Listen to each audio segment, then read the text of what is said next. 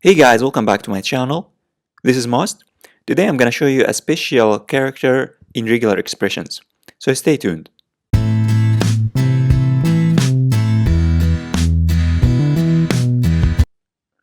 So as you can see here, we have a simple regular expression, which is going to find A's in this string. And there is a special character in regular expressions, which is the backslash.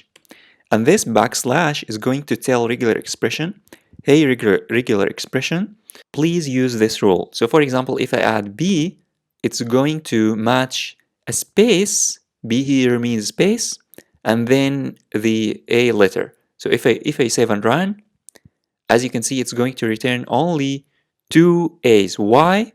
Because here, what I told regular expressions is that I want to match each time we have a space and then the A letter.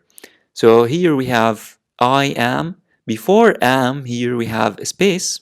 We have here a space and then A. And also here I am a software. I am a. Here we have a space and then A.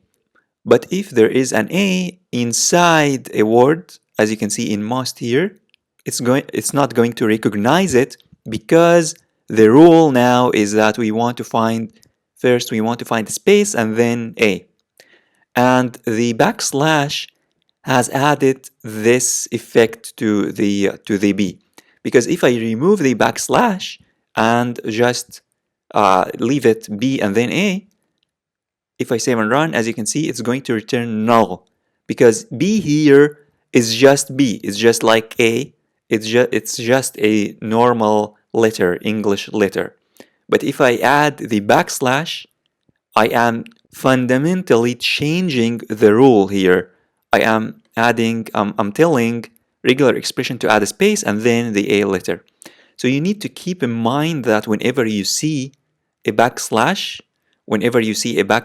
in a regular expression, it's nothing but telling regular expression to use a specific rule.